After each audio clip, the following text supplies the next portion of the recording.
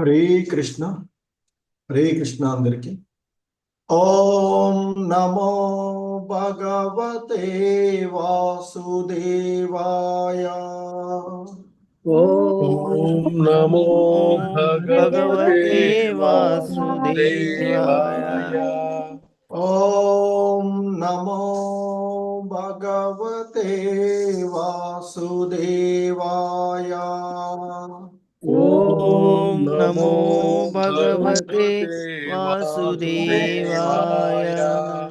ఓం నమో భగవతే వాసుదేవాయ. ఓం నమో భగవతే వాసుదేవాయ.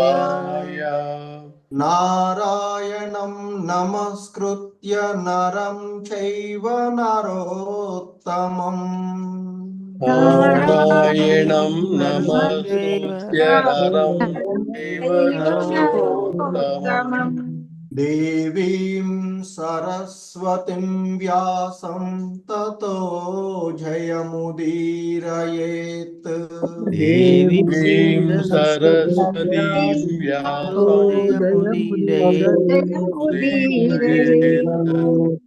నష్టప్రాయేష్వభద్రేషు నిత్యం భాగవత సేవయా.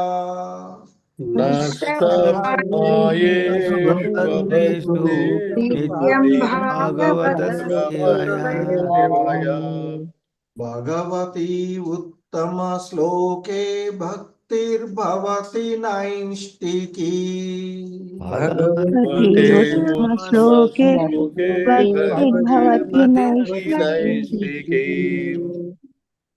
హరే కృష్ణ. సో ఈరోజు శ్రీమద్ భాగవతం క్లాస్కి మీ అందరికీ కూడా ఇస్కాన్ మంగళూరు కులాయ్ శ్రీ శ్రీ రాధా గోవింద్ ఆలయం నుండి స్వాగతం తెలియజేస్తూ ఉన్నాము. సో ఈ ఎవ్రీడే శ్రీమద్ భాగవతం క్లాసులో మనము 4వ స్కందము అయినటువంటి గౌణ సృష్టి అనేటువంటి ఈ అధ్యాయంలో the creation of the 4th order అనేటువంటి ఈ క్యాంటోలో మొదటి అధ్యాయము ఆ మను తనయుల యొక్క మనువు పుత్రికల యొక్క వంశ క్రమము వంశ చరిత్ర అనేటువంటి ఈ అధ్యాయంలో మనము ఉన్నటువంటి. సో ఈ అధ్యాయంలో ఇప్పటి వరకు మనము 3 శ్లోకాలను పూర్తి చేసుకున్నాము. మరి ఈరోజు 4 మరియు 5వ శ్లోకాలను ఇస్కాన్ సంస్థాపక ఆచార్యులైనటువంటి శ్రీల ప్రభుపాదుల వారి యొక్క భాష్యము ద్వారా ఈ శ్లోకాలను అవగాహన చేసుకోవడానికి ప్రయత్నం చేద్దాము. హరే కృష్ణ. సో శ్రీమద్ భాగవతము 4వ స్కందము మొదటి అధ్యాయము, ఇందులో 4వ శ్లోకము. హరే కృష్ణ. Please repeat. యస్తయో పురుష సాక్షాత్. యస్తయో పురుష సాక్షాత్. యస్తయో పురుష సాక్షాత్. యస్తయో పురుష సాక్షాత్. యస్తయో పురుష సాక్షాత్. యస్తయో పురుష సాక్షాత్. విష్ణుర్యజ్ఞ స్వరూప దృక్. విష్ణుర్యజ్ఞ స్వరూప దృక్. విష్ణుర్యజ్ఞ స్వరూప దృక్. విష్ణుర్యజ్ఞ స్వరూప దృక్. విష్ణుర్యజ్ఞ స్వరూప దృక్. విష్ణుర్యజ్ఞ స్వరూప దృక్. యా స్త్రీ సా దక్షిణాభూతే. యా స్త్రీ సా దక్షిణాభూతే. या स्त्री सा दक्षिणा भूतेः या स्त्री स्त्री सा दक्षिणाभूते या स्त्री सा दक्षिणा भूतेः या या स्त्री स्त्री सा सा दक्षिणाभूते अंशभूतानपायिनी अंशभूतानपायिनी अंशभूतानपायिनी अंशभूतानपायिनी अंशभूतानपायिनी अंशभूतानपायिनी हरे कृष्ण यस्तयो पुरुष साक्षाद विष्णुर्यज्ञ स्वरूप दृक् यस्तयो साक्षात् विष्णुर्यज्ञस्वरूपधृक् यस्तयो पुरुष साक्षाद विष्णुर्यज्ञ स्वरूप दृक् यस्तयो पुरुषसाक्षात् स्वरूपधृक् विष्णुर्यज्ञस्वरूपधृक् या स्त्री सा दक्षिणा भूतेरंशभूतानपायिनी या स्त्री सा दक्षिणाभूते अंशभूतानपायिनी या स्त्री सा दक्षिणा भूतेरंशभूतानपायिनी या स्त्री सा दक्षिणाभूते अंशभूतानपायिनी हरे कृष्ण మొత్తం శ్లోకం ఒకసారి यस्तयो पुरुष साक्षाद विष्णुर्यज्ञ स्वरूप दृक् या स्त्री सा दक्षिणा भूतेरंशभूतानपायिनी यस्तयो पुरुषसाक्षात् विष्णुर्यज्ञस्वरूपधृक् स्त्री अस्ति सा दक्षिणाभूतेरंशभूतानपायिनी हरे कृष्ण प्रभु హరే కృష్ణ మాతాజీ ప్రభుజీ నేను చెప్పిన వాళ్ళు హ్యాండ్ రైజ్ చేయండి మణి మాతాజీ హరే కృష్ణ हरे कृष्ण प्रभु जी यस्यो पुरुष साक्षात् विष्णुर्यज्ञ स्वरूप दृक् या स्त्री सा दक्षिणा भूतेरंशभूतानपायिनी हरे कृष्ण హరే కృష్ణ మాధవి నీలపు మాతాజీ బాల సరస్వతి మాతాజీ हरे कृष्ण प्रभु यस्तयोः पुरुषः साक्षात् विष्णुर्यज्ञस्वरूपधृक् या स्त्री सा दक्षिणा भूतेः अंशभूता सपायिनी हरे कृष्ण प्रणमामि यस्तयो पुरुष साक्षात् विष्णु यज्ञ स्वरूप दृक् या स्त्री सा दक्षिणा भूतेः अंशभूताथ पायिनी హరే కృష్ణ సో ఈ శ్లోకంలో ఉన్నటువంటి పదాల యొక్క అర్థాలను చూద్దాము హరే కృష్ణ యహ యహ ఎవరైతే ఎవరైతే తయోహో తయోః వారిలో పురుషః పురుషః మగ సాక్షాత్ సాక్షాత్తుగా విష్ణుః దేవదేవుడు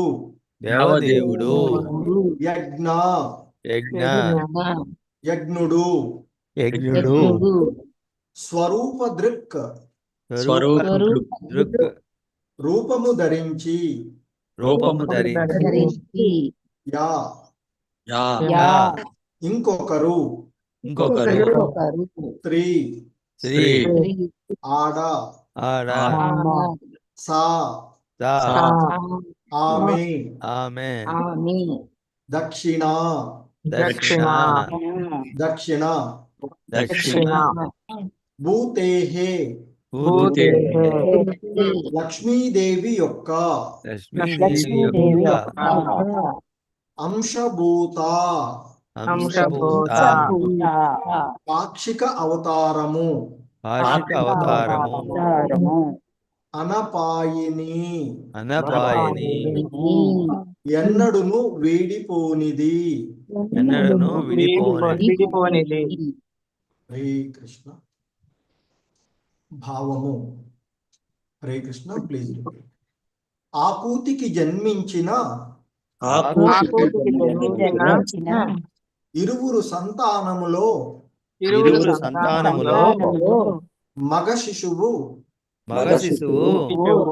సాక్షాత్తుగా దేవదేవుని అవతారమే. అతని నామము యజ్ఞుడు. ఆడ శిశువు లక్ష్మీదేవి.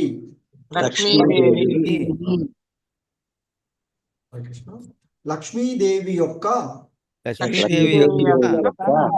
పాక్షిక అవతారము.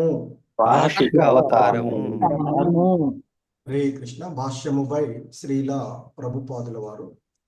లక్ష్మీదేవి విష్ణు భగవానుని నిత్యదేవేరి. విష్ణు భగవానుడు లక్ష్మీదేవి ఇరువురును ఒకే మారు ఆకూతికి జన్మించిరని ఇచ్చట తెలుపబడినది.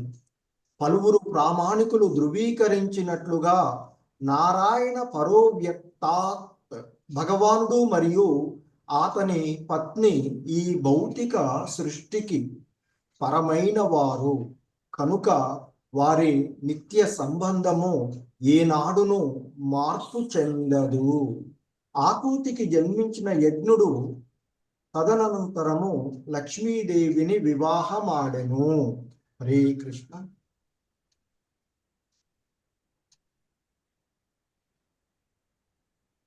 సో నెక్స్ట్ శ్లోకం 5వ శ్లోకం. శ్రీమద్ భాగవతము 4వ స్కందము 1వ అధ్యాయము 5వ శ్లోకము. Please repeat. ఆనిన్యే స్వగృహం పుత్ర్యాః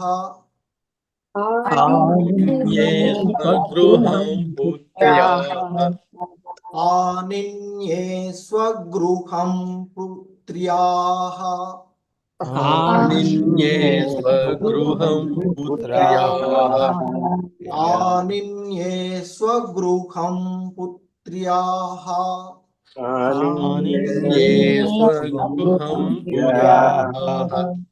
ఆనిన్యే స్వగృహం పుత్ర్యాః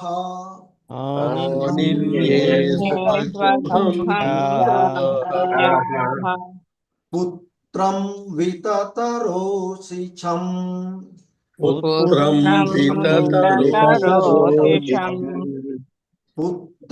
వితతరోచిషం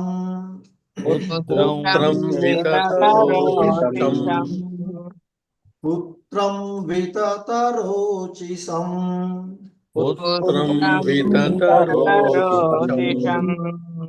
స్వయంభువో ముధాయుక్తో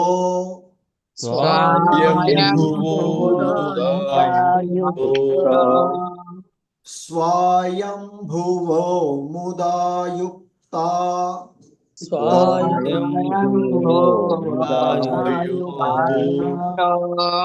స్వయంభువో ముదాయుక్తో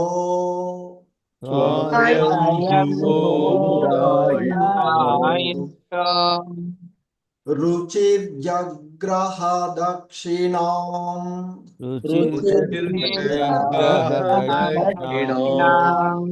రుచిర్జగ్రాహ దక్షిణాం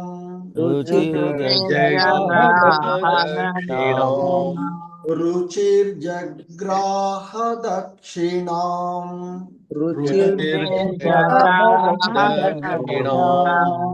హరే కృష్ణ.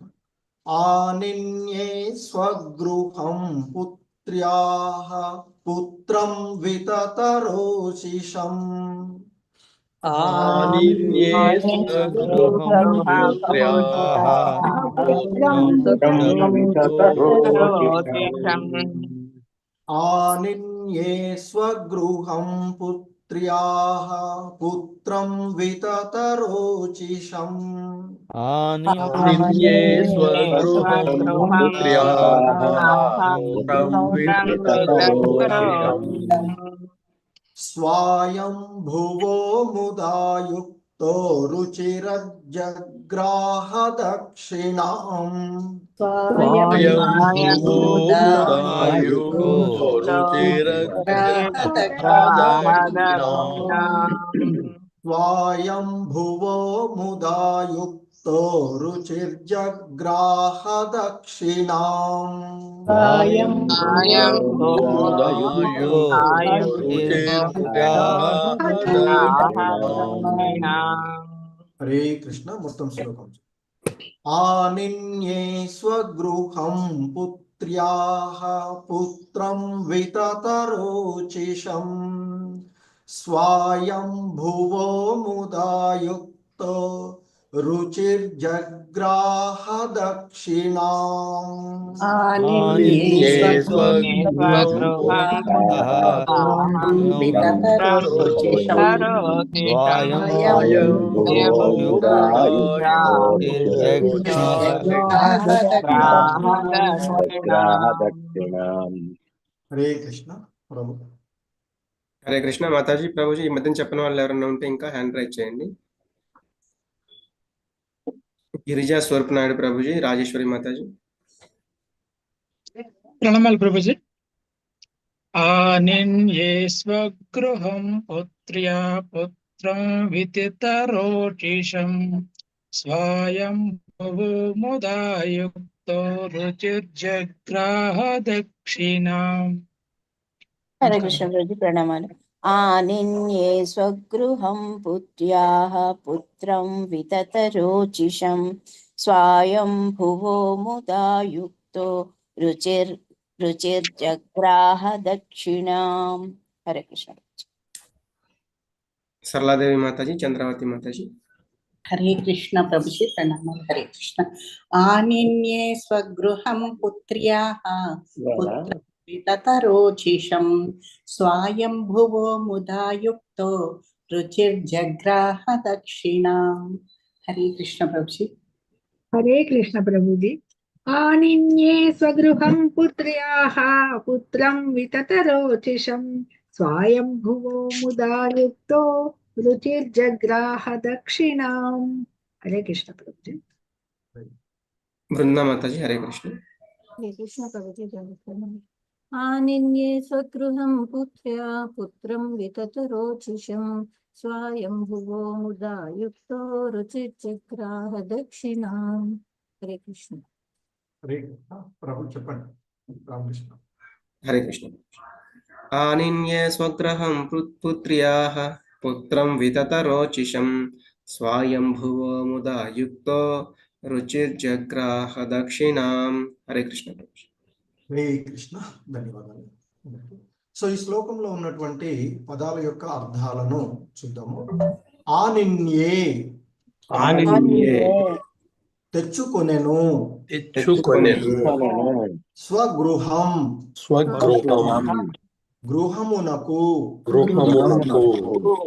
పుత్ర్యాః కుమార్తెకు జన్మించిన, పుత్రం పుత్రుని, వితతరోచిసం పరమశక్తిమంతుడు,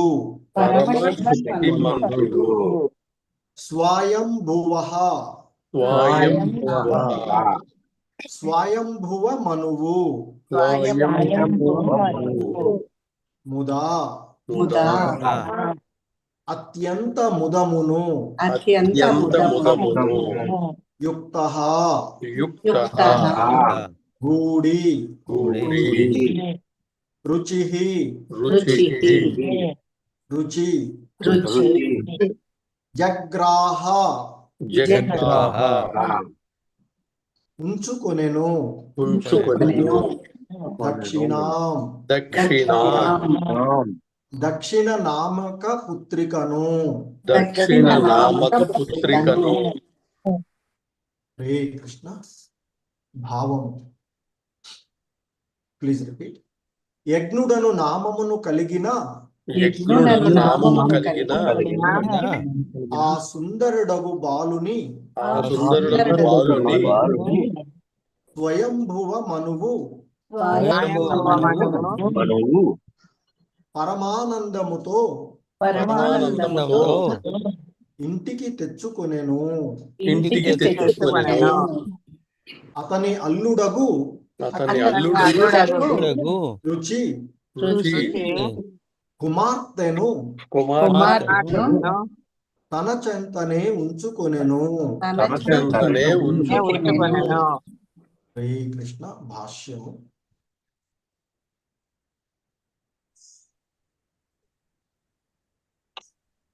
భాష్యము. తన కుమార్తెయగు ఆకూతికి పుత్రునకు మరియు పుత్రికకు తన కుమార్తెయగు ఆకూతి పుత్రునకు మరియు పుత్రికకు జన్మ నొసుగుటను గాంచిన స్వయంభువ మనువు మిగుల ముదముందెను. జన్మించిన ఒక్క పుత్రుని తాను తీసుకుపోనున్నాడు. ఆ కారణమున అల్లుడు రుచి బాధపడునేమోనని అతడు వెరుగుచుందెను. కనుకనే పుత్రునితో పాటుగా పుత్రిక కూడా జన్మించెనని విన్నప్పుడు అతడు మిక్కిలి ఆనందించెను. తన వచనము ప్రకారము రుచి మగ సంతానమును స్వయంభువ మనువుకు ఇచ్చివేసి దక్షిణ నామక కుమార్తెను తన చెంతనే ఉంచుకొన నిశ్చయించుకొనెను. విష్ణు భగవానుని నామములలో యజ్ఞుడు అనున్నది ఒకటి. అతడు వేదపతి యగుట దానికి కారణము. యజ్ఞుడనడి నామము యజుషాంపతి అంటే సర్వయజ్ఞపతి అనడి పదము నుండి వచ్చినటువంటిది. యజుర్వేదమునందు అనేక విధములైన యజ్ఞ విధులు కలవు. అట్టి యజ్ఞము అన్నింటికి విష్ణు భగవానుడే భోక్త.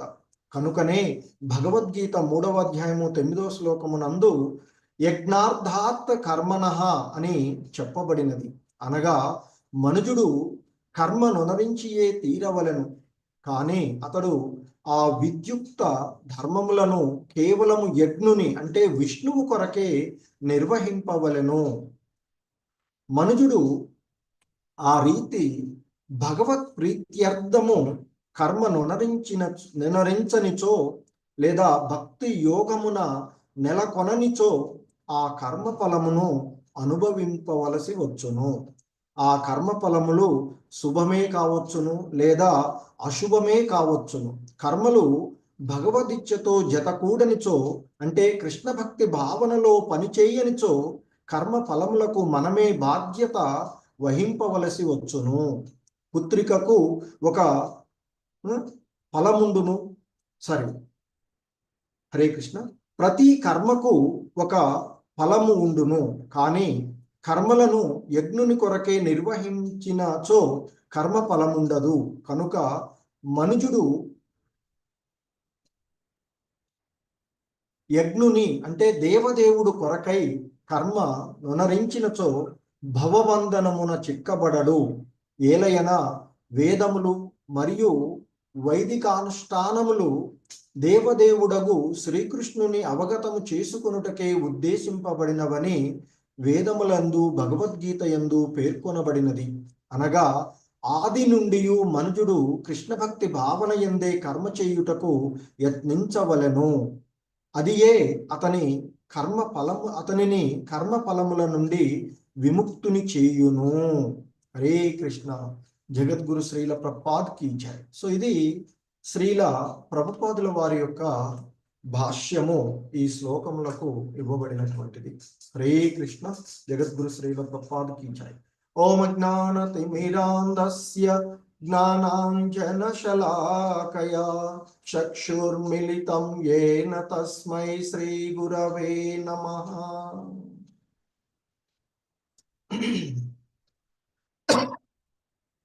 नमो ओं विष्णुपादाय कृष्णप्रेष्ठाय भूतले श्रीमते भक्तिवेदांत स्वामिनिति नामिने नमस्ते सारस्वते देवे गौरवाणी प्रचारिणे निर्विशेष शून्यवादी पाश्चात्यदेशतारिणे नमो महावदन्याय कृष्ण प्रेम प्रदायते कृष्णाय कृष्ण चैतन्य नाम्ने गौरीविषे नमः।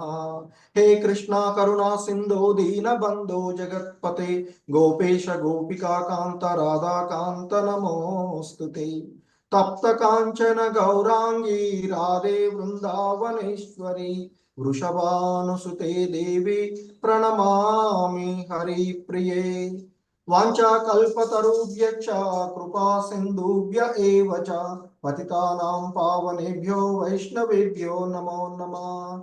जय श्री कृष्ण चैतन्य प्रभु नित्यानंद श्री अद्वैत गदाधर श्रीवासादि गौर भक्त वृंद हरे कृष्णा कृष्ण कृष्ण हरे हरे हरे राम राम राम हरे हरे हरे कृष्णा कृष्ण कृष्ण हरे हरे हरे राम राम राम हरे हरे हरे कृष्ण। సో ఈరోజు మనము శ్రీమద్ భాగవతం 4వ స్కందంలోని మొదటి అధ్యాయమైనటువంటి మను తనయుల యొక్క వంశ చరిత్ర అనేటువంటి ఈ అధ్యాయంలో 4 మరియు 5వ శ్లోకాలను చూస్తూ ఉన్నటువంటిది. పూర్వపు శ్లోకాలను చూసినట్లయితే వాటిలో ముందుగా మైత్రేయ ముని చెప్తూ ఉంటుంటాడు. సో స్వయంభువ మనువుకి 3 కుమార్తెలు అని.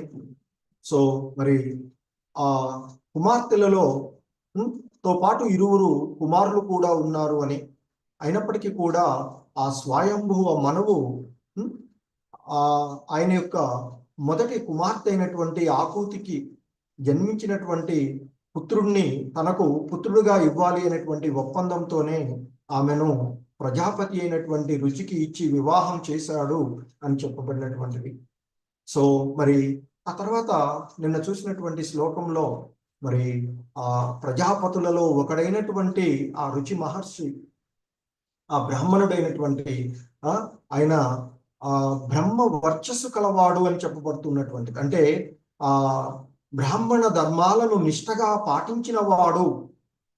మరి శ్రీమద్ భాగవతంలో చెప్పినట్లుగా ఇంద్రియ నిగ్రహాన్ని, మనో నిగ్రహము, అంతర్బాహ్య శుచిత్వాలు, భౌతిక ఆధ్యాత్మిక జ్ఞాన వృద్ధి, సరళత్వము, సత్యసంధత, దేవదేవుని యందు శ్రద్ధ, ఇవన్నీ కూడా మరి బ్రాహ్మణ లక్షణాలు. వీటన్నింటినీ విధిగా పాటించి ఆ రుచి అనేటువంటి బ్రాహ్మణుడు బ్రహ్మ వర్చస్విగా పేర్కొనబడినటువంటి వాడు. మరి ఆయన తన భార్య అయినటువంటి ఆకూతి వలన 2 సంతానాన్ని పొందారు. 2 కవల పిల్లల్ని ఆయన పొందినటువంటిది. వారిలో ఒకరు మగ సంతానం కాగా ఇంకొకరు ఆడ సంతానము అనేటువంటిది చెప్తూ ఉన్నటువంటిది. కవలలో ఒకరేమో మగ, ఇంకొకరు ఆడగా ఉన్నటువంటి. సో మరి ఆ పూర్వపు శ్లోకంలో మరి ఆయన రుచి అనేటువంటి వాడు బ్రహ్మ వర్చస్విగా, అంటే పూర్ణ బ్రాహ్మణత్వమును కలిగినటువంటి వాడు అని అటువంటి విషయాన్ని చెప్పినటువంటిది. అటువంటి అతడు మరి ఆ స్వయంభువ మనువు యొక్క కుమార్తె అయినటువంటి ఆకూతి ద్వారా 2 కవల పిల్లల్ని ఆయన పొందినటువంటిది. సో ఆ క్రమంలో ఇంకా కొనసాగిస్తూ చెప్తూ ఉన్నారు. యస్తయో పురుష సాక్షాద్ విష్ణుర్యజ్ఞ స్వరూప దృక్. సో మరి ఆ ఆకూతికి, రుచి భార్య అయినటువంటి ఆకూతికి జన్మించినటువంటి ఆ కవలలలో 2 సంతానములలో మరి పురుష పురుష సాక్షాత్ విష్ణుర్ యజ్ఞ స్వరూప దృక్ అని చెప్తున్నారు. అంటే ఆ మగ సంతానం ఎవరైతే ఉన్నారో ఆయన సాక్షాత్తుగా విష్ణు భగవానుడే యజ్ఞ స్వరూపుడుగా ఆమె సాక్షాత్తు దేవదేవుని యొక్క అవతారమే ఆ యజ్ఞుడు అని చెప్తూ ఉన్నటువంటిది. ఆయన యొక్క నామము ఇక్కడ యజ్ఞుడుగా ఇవ్వబడినటువంటిది. ఆ యజ్ఞుడు అనేటువంటిది విష్ణు భగవానునికి మరొక నామము. ఆ నామమే ఇక్కడ రుచి తన పుత్రుడికి ఇచ్చినటువంటిది. సో అలాగే యా స్త్రీ సా దక్షిణా భూతే అంశభూతానపాయినా. సో ఆ స్త్రీ ఎవరైతే ఉన్నారో అంటే ఆ ఆడ సంతానం ఎవరైతే ఉన్నారో ఆమె సాక్షాత్తు లక్ష్మీదేవి. ఆమెకు ఇవ్వబడినటువంటి పేరు దక్షిణ. దక్షిణ అనేటువంటి పేరు ఇవ్వబడినటువంటి ఆ ఆడ సంతానం ఎవరైతే ఉన్నారో ఆమె సాక్షాత్తు ఆ లక్ష్మీదేవియే అని చెప్తున్నారు. ఆ లక్ష్మీదేవి యొక్క అంశభూత అంటే పాక్షిక అవతారం. సో ఆ లక్ష్మీమాత యొక్క పాక్షిక అవతారము అని ఇక్కడ ఇంక చెప్పబడుతున్నటువంటిది నపాయిని. సో ఎన్నడూనూ విడిపోనిది అంటే ఆ లక్ష్మీనారాయణుల సంబంధము ఎన్నడూ కూడా విడిపోనటువంటి సంబంధం. సో కనుకనే వారి యొక్క సంబంధం ఈ భౌతిక జగత్తుకు పరమైనటువంటి సంబంధం. సో వారిరువురు ఇక్కడ ఆకూతికి జన్మించినప్పటికీ ఏదైతే మన జీవ సంబంధము ఉన్నదో ఈ జీవ సంబంధానికి భిన్నమైనది పరమైనటువంటిది అనేటువంటిది అర్థం చేసుకోవాలని, దాన్నే ప్రామాణికమైనటువంటి ఆచార్యులు కూడా ఇచ్చినటువంటి విషయాలను శ్రీల ప్రభుపాదుల వారు మనకి వివరిస్తూ ఉన్నటువంటిది. సో ఆ విధంగా మరి రుచి ఆ బ్రహ్మర్షి బ్రహ్మ వర్చస్వి అయినటువంటి ఆ రుచికి పొందినటువంటి ఇద్దరు కవులలో ఒకరు సాక్షాత్తుగా ఆ దేవదేవుడైనటువంటి విష్ణు భగవానుని యొక్క అవతారం కాగా, అంటే యజ్ఞుడు ఆ విష్ణు భగవానుని యొక్క అవతారము అంటే ఆ విష్ణు భగవానుడే యజ్ఞుడు రూపాన్ని ధరించి ఆ బ్రహ్మ వర్చస్వి అయినటువంటి ఆయనకి ఆ రుచికి పుత్రుడుగా వచ్చినటువంటిది. ఇంకొకరు ఆ లక్ష్మీదేవి యొక్క పాక్షిక అవతారమైనటువంటి దక్షిణ అని చెప్పబడుతూ ఉన్నటువంటి. సో అదే ఇక్కడ చెప్తున్నారు. ఆకూతికి జన్మించిన ఇరువురు సంతానంలో మగ శిశువు సాక్షాత్తుగా దేవదేవుని యొక్క అవతారమే. అతని నామము యజ్ఞుడు అనగా ఆ విష్ణు భగవానుని మరి ఒక నామమే అది ఆ యజ్ఞుడు అని చెప్తూ ఉన్నారు. అలాగే ఆడ శిశువు మరి ఆ సాక్షాత్తు విష్ణు పత్ని అయినటువంటి లక్ష్మీదేవి యొక్క పాక్షిక అవతారము అని ఇక్కడ ఈ శ్లోకంలో చెప్పబడినటువంటి అంశము. దీనికి శ్రీల ప్రభుపాదుల వారు చెప్తూ ఉన్నటువంటి భాష్యాన్ని మనం చూసినట్లయితే ఆయన వివరణలో మనకు చెప్తూ ఉన్నటువంటిది లక్ష్మీదేవి విష్ణు భగవాను యొక్క నిత్య దేవేరి. సో ఆయనతో నిరంతరము ఉండేటువంటిది. సో చూస్తాం విష్ణు లక్ష్మీమాత ఎప్పుడు కూడా ఆయన పాదపద్మాలను ఆశ్రయించే ఉంటూ ఉంటుంది తప్ప ఆయనను ఎప్పుడు కూడా వీడనటువంటిది. అటువంటి లక్ష్మీదేవి విష్ణు భగవానుతో ఎప్పుడు కూడా వస్తూనే ఉంటూ ఉంటారు. అదే ఇక్కడ నిత్య దేవేరిగా చెప్తూ ఉన్నారు. విష్ణు భగవానుడు లక్ష్మీదేవి ఇరువురును ఒకే మారు ఆకూతికి జన్మించారు అని ఇక్కడ తెలుపబడినది. ఇద్దరు కూడా ఒకే తల్లి అయినటువంటి ఆకూతికి జన్మించారు అనేటువంటిది ఇక్కడ తెలుపబడుతూ ఉన్నటువంటి. సో ఇందులో మరి ప్రామాణికమైనటువంటి ఆచార్యులు ధృవీకరించినట్లుగా నారాయణ పరో అవ్యక్తాత్ అంటే ఇక్కడ పరహ అవ్యక్తాత్ అనేటువంటి ఈ సంబంధంని ఈ కొటేషన్ మనకి గుర్తు చేస్తూ ఉన్నారు. అంటే ఆ నారాయణుడు ఆ భగవానుడైనటువంటి నారాయణుడు ఆయన యొక్క పత్ని అయినటువంటి లక్ష్మీమాత ఈ భౌతిక సృష్టికి అంటే ఈ జీవ వ్యవస్థకి ఏదైతే ఉందో ఇది పరమైనటువంటిది వారు అని చెప్తున్నారు ఈ విషయానికి.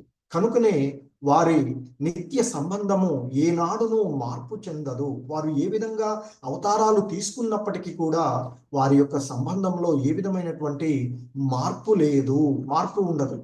మనలో ఉండేటువంటి ఈ జీవ సంబంధాల్లో మాత్రమే డిఫరెంట్ అయింది, కానీ ఈశ్వర సంబంధం అక్కడ. సో కనుక అది నిత్యమైనటువంటిది, నిరంతరము మార్పు లేనటువంటిది. అదే కదా సత్యం. సత్యం అనేది ఎప్పుడు కూడా మారదు. కాబట్టి ఆ భగవానుడికి ఆయన యొక్క పత్నికి ఉండేటువంటి సంబంధము ఎప్పటికీ అది మారనటువంటిది. ఈ భౌతిక విషయాలకు అది పరమైనటువంటిది అంటూ చెప్తూ ఉన్నటువంటిది. సో కాబట్టి మరి ఆకృతికి జన్మించినటువంటి ఆ యజ్ఞుడు తర్వాత మరి ఆ లక్ష్మీదేవిని వివాహమాడారు. అందుకే అనేటువంటిది ఇక్కడ శ్రీల ప్రభుపాదుల వారి యొక్క భాషలో అది నెక్స్ట్ శ్లోకాల్లో వస్తూ ఉంటుంది. వారి యజ్ఞుడికి ఆ దక్షిణ ఉండేటువంటి వారికి ఉండేటువంటి సంబంధం, వారి గురించి వారి పుత్రులాగని. సో ఇంకా కొనసాగిస్తూ చెప్తూ ఉన్నటువంటి విషయంలో ఈ 5వ శ్లోకంలో మనకి ఇక్కడ చెప్తూ ఉన్నారు. ఆనిన్యే స్వగృహం పుత్ర్యాః పుత్రం వితతరోచిషం. సో ఆ పరమశక్తివంతుడైనటువంటి పుత్రిక అంటే ఆ పుత్రికకు జన్మించిన పుత్రుణ్ణి, పరమశక్తివంతుడైనటువంటి పుత్రుడు ఆ తన కుమార్తెకు, పుత్ర్యాహ అంటే తన కుమార్తె అయినటువంటి ఆకృతికి జన్మించినటువంటి ఆ పుత్రుణ్ణి స్వయంభువ మనువు ఆనిన్యే స్వగృహం తన గృహానికి తీసుకొచ్చుకున్నాడు అని చెప్తున్నారు. ఎందుకంటే వివాహానికి ముందే ఒప్పందం ఉన్నటువంటిది. ఆ రుచికి ఇవ్వబడిన అంటే ఆహుతిని ఇచ్చి వివాహం చేసేటప్పుడే ఆకృతిని వివాహం చేస్తూ ఉన్నటువంటి సందర్భంలోనే ఆయన ఆ ఒప్పందంతోనే ఆ రుచికి ఇచ్చి వివాహం చేసినటువంటిది. సో కనుక ఇక్కడ మరి చెప్తున్నట్టు అలాగే ఇంకా చెప్తున్నారు, స్వయంభువో ముదాయుక్తో రుచిర్జగ్రాహ దక్షిణాం. సో మరి ఇక్కడ ఆ స్వయంభువ మనువు ఎంతో ఆనందంతో తీసుకొచ్చుకున్నాడు అని చెప్తున్నారు ఇక్కడ. సో యజ్ఞుడు అనే నామము కలిగినటువంటి ఆ సుందరుడైనటువంటి పరమశక్తివంతుడైనటువంటి ఆ బాలుణ్ణి స్వయంభువ మనువు పరమ ఆనందంతో తన గృహానికి తీసుకొచ్చుకున్నారు అని చెప్తున్నారు. అలాగే అతని అల్లుడైనటువంటి రుచి, సో ఇక్కడ చెప్తున్నట్టు యుక్తో రుచి జగ్రాహ దక్షిణాం. సో అతడు అల్లుడైనటువంటి అంటే స్వయంభువ మనువు యొక్క అల్లుడైనటువంటి ఆ రుచి కుమార్తె దక్షిణ అనేటువంటి కుమార్తె ఎవరైతే ఉన్నారో, యజ్ఞుడు అనేటువంటి పుత్రుణ్ణేమో తన మామైనటువంటి ఆ స్వయంభువ మనువుకు ఇచ్చి, స్వయంభువ మనువు ఆయన్ని ఆ పుత్రుడిని తన ఇంటికి తీసుకెళ్లారు. సో ఇక రుచి కుమార్తెను మాత్రం తనతోనే ఉంచుకున్నారు అని చెప్తున్నారు. కుమార్తె అయినటువంటి ఆ దక్షిణను తన చెంతనే ఉంచుకున్నాడు ఆ రుచి అని చెప్తున్నారు. సో ఇక్కడ శ్రీల ప్రభుపాదుల వారి యొక్క భాష్యం మనం చూసినట్లయితే తన కుమార్తె అయినటువంటి ఆకృతికి ఒక పుత్రుడు అలాగే ఒక పుత్రిక జన్మించినటువంటి విషయాన్ని తెలుసుకున్నటువంటి ఆ స్వయంభువ మనువు ఎంతో ఆనందపడ్డాడు అని చెప్తున్నారు. ఎందుకంటే ఒక రకంగా మరి ముందుగానే ఒప్పందం ఉన్నది. ఒప్పందం ఉన్నప్పటికీ కూడా మరి జన్మించినటువంటి పుత్రుణ్ణి తన కుమార్తె నుండి లేదా తన అల్లుడిని తీసుకెళ్ళి వెళ్ళేటప్పుడు వారి దగ్గర నుంచి తీసుకెళ్తే వాళ్ళకి ఏమీ లేకపోయినప్పుడు వారి కొంత బాధగా ఉంటూ ఉంది. అల్లుడు బాధపడతాడేమో అనేటువంటి విషయంలోనూ కుమార్తె కూడా బాధపడుతుంది అనేటువంటి విషయంలో కొంత ఉంటుంది వారికి. కానీ ఎప్పుడైతే ఇద్దరు పిల్లలు పుట్టారు అంటే వారి ఇప్పుడు తన అల్లుడు కుమార్తె వేరొక సంతానంతో ఆ అంటే ఆ సంతాన వాత్సల్యాన్ని వాళ్ళు పొందవచ్చు. కనుక అందుకే ఇక్కడ జన్మించినటువంటి ఒక్క పుత్రుని తాను తీసుకుపోతున్నాడు. ఆ కారణము అల్లుడు రుచి బాధపడతాడేమో అని ఆయన తెలుసుకున్నటువంటిది. కానీ ఎప్పుడైతే తన కుమార్తె అయినటువంటి ఆకూతికి ఒక పుత్రుడు మరియు పుత్రిక జన్మించినది అని తెలిసినప్పుడు ఆ స్వయంభువ మనువు ఎంతో ఆనందాన్ని పొందాడు. ఎందుకంటే వారికి కూడా ఒక సంతానం అక్కడ ఉండడం వల్ల వారు కూడా ఆ ఆనందాన్ని అంటే ఆ వాత్సల్యాన్ని పొందుతారు అనేటువంటి విషయంతో. సో అందుకే ఇక్కడ చెప్తున్నారు, పుత్రుడితో పాటు ఒక పుత్రిక కూడా జన్మించింది అని విన్నప్పుడు ఆ స్వయంభువ మనువు ఎంతో ఆనందాన్ని పొందారు. మరి అలాగే ఆ రుచి తన మాట ప్రకారం మగ సంతానాన్ని స్వయంభువ మనుకు ఇచ్చివేసి ఆ దక్షిణ నామిక కలిగినటువంటి కుమార్తెను మాత్రము తన సెంతనే ఉంచుకోవడానికి ఆయన నిశ్చయించుకున్నారు అని చెప్తున్నారు.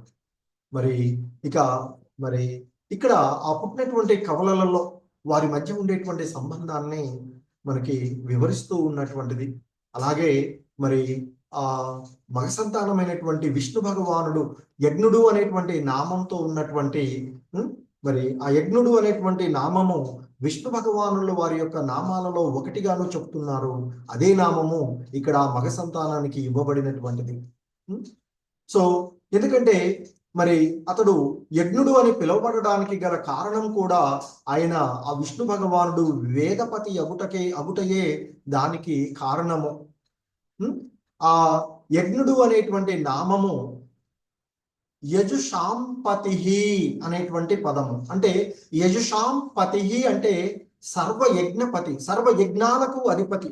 మనం అంతకుముందు కూడా భగవద్గీతలో చూస్తాం శ్రీల ప్రభుపాదుల వారి యొక్క భాష్యాలలో. ఎందుకంటే అర్జునుడుకి వచ్చినటువంటి సందర్భాలలో ఆ యజ్ఞాల ద్వారా పూజించబడేటువంటి వాడు ఇంద్రుడు మరియు విష్ణువు అని చెప్తూ ఉంటుంటారు. ఎందుకంటే కార్యనిర్వాహక దేవతలలో ఇంద్రుడు ప్రధానమైనటువంటి వాడు కనుక ఆయన కూడా ఈ యజ్ఞాల చేత పూజింపబడతాడు అనేటువంటి చెప్తూ ఉన్నటువంటిది. సో ఇక్కడ మరి కానీ ఆ యజ్ఞ అధిపతి మాత్రం ఆ సర్వయజ్ఞపతి విష్ణు భగవానుడే. కనుకనే ఆ విష్ణు భగవానుడి యొక్క ఒక నామము యజ్ఞుడు, అదే నామము ఇక్కడ రుచి యొక్క మగ సంతానానికి ఇవ్వబడినటువంటిది. సో అందుకే మరి ఇక్కడ మనకి ఆ యజుర్వేదంలో చెప్పబడినట్లుగా వివిధ రకాలైనటువంటి యజ్ఞ విధులు ఉన్నప్పటికీ కూడా ఆ యజ్ఞాలు అన్నింటినీ కూడా ఆ దేవాది దేవుడైనటువంటి శ్రీకృష్ణ భగవానుడు అంటే విష్ణు భగవానుని యొక్క ఆయనే భోక్త అనేటువంటిది ఇక్కడ చెప్పబడుతూ ఉన్నటువంటిది. ఎందుకంటే శ్రీమద్ భగవద్గీతలో మనకి 3వ అధ్యాయమైనటువంటి కర్మయోగంలో 9వ శ్లోకంలో చెప్పబడుతుంది, యజ్ఞార్థాత్ కర్మణ్యేన్యత్ర లోకోయం కర్మబంధనః తదర్థం కర్మ కౌంతేయ ముక్త సంగ సమాచర అంటూ చెప్పబడినటువంటి శ్లోకంలో ఆ కృష్ణ భగవాన్ గీతాచార్యుడు అయినటువంటి కృష్ణ భగవానులు వారు చెప్తారు, ఓ అర్జున, విష్ణువు కొరకే యజ్ఞ రూపంలో చేసే కర్మలను చేయాలి. ఎందుకంటే సామాన్యమైనటువంటి ఈ జీవులు దేహ పోషణకైనా కర్మలు చేయవలసి ఉంటుంది, కానీ ఆ కర్మలన్నింటినీ కూడా భగవత్ సంబంధంలోనే చేయాలి అని చెప్తూ ఉన్నటువంటిది. ఎందుకంటే అంతకుముందు శ్లోకంలో చెప్తారు, ఓ అర్జున, నీకు చెప్పబడినటువంటి కర్మలన్నింటినీ చేయవలసిందే, విధిగా చేయవలసిందే. కర్మలు చేయకుండా ఉండడం కంటే చేయడమే ఉత్తమమైనది. అంటే కర్మలను త్యజించడం, కర్మ సన్యాసం సరైనది కాదు అనేటువంటి విషయాన్ని చెప్తూ ఉంటారు. కర్మలను తప్పక ఆచరించవలసిందే. ఎందుకంటే కొంతమంది మేము అన్ని పొందాము, పరిపూర్ణతను సాధించాము అనే కర్మలను వదిలివేస్తుంటారు, అది సరి అయినది కాదు అంటూ చెప్తూ ఉన్నటువంటి క్రమంలో. సో అందుకే ఇక్కడ చెప్తుంటారు, విష్ణువు కొరకు యజ్ఞ రూపంలో చేసేటువంటి కర్మలను చెయ్యాలి. అంటే మనం చేసేటువంటి కర్మలను శాస్త్రపరంగా ఆ భగవత్ సంబంధంలో చేసినట్లయితే అదే యజ్ఞం అవుతుంది అని చెప్తూ ఉంటుంటారు. కాబట్టి విష్ణువు కొరకు యజ్ఞ రూపంలో చేసే కర్మలు చేయాలి, లేకపోతే ఈ భౌతిక జగత్తులో ఆ కర్మ బంధకారం అవుతుంది అని చెప్తూ ఉంటుంటారు.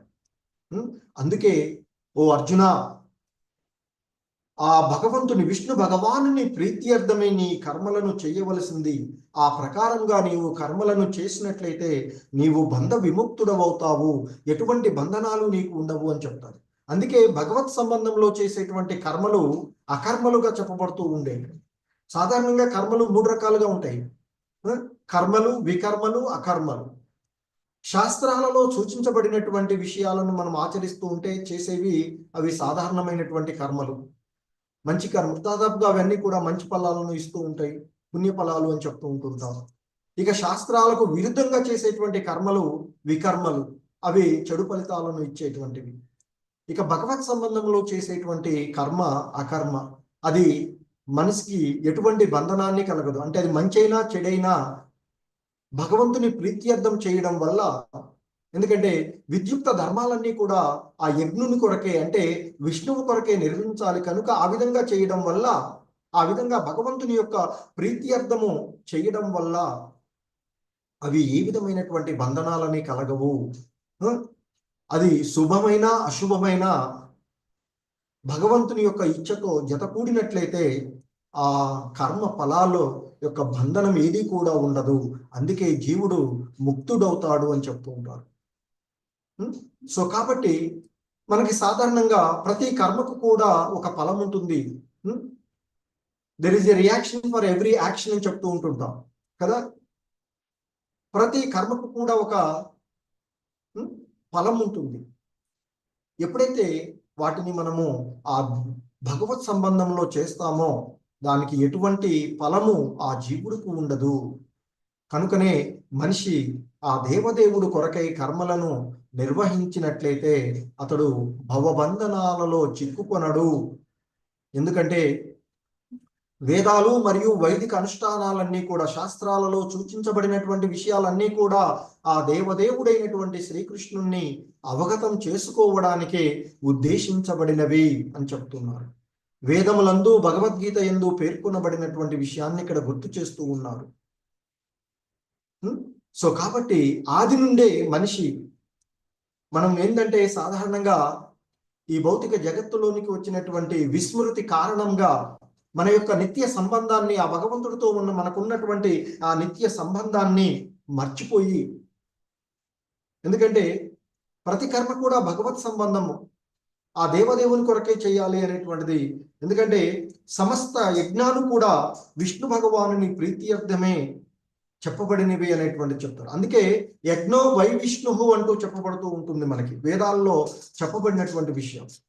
సో కనుకనే మరి మనిషి మొదటి నుండే, ఆది నుండి, ఏదో మనకి బాగా ఈ సమాజంలో ఉండేటువంటి ఈ భౌతిక జగత్తులో, ఈ కలియుగంలో ముఖ్యంగా ఇప్పుడు ఏం చేస్తాంలే, ఇంకా చాలా టైం ఉంది, మనమేదో మన చుట్టూ ఎన్నో జరుగుతూ ఉన్నా ఇంకా చూస్తాం, మనమేదో శాశ్వతంగా నిలిచిపోయే వాళ్ళంలాగా భావిస్తూ ఉంటుంటాం. ఇప్పుడేం తొందర వచ్చింది, ఇంకా కొంతకాలం ఉంది కదా, రిటైర్ అయిన తర్వాతనో లేదా కొంత 60-70 సంవత్సరాలు వచ్చిన తర్వాత హరే కృష్ణ హరే రామ అనుకుంటూ ఇంట్లో కూర్చుంటా అని చెప్తుంటారు.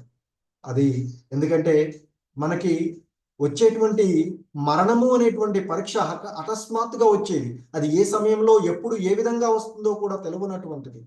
దానికోసం మనం ఎప్పుడో చేస్తామంటే ఈ లోపల ఏం జరుగుతుందో తెలియనటువంటిది.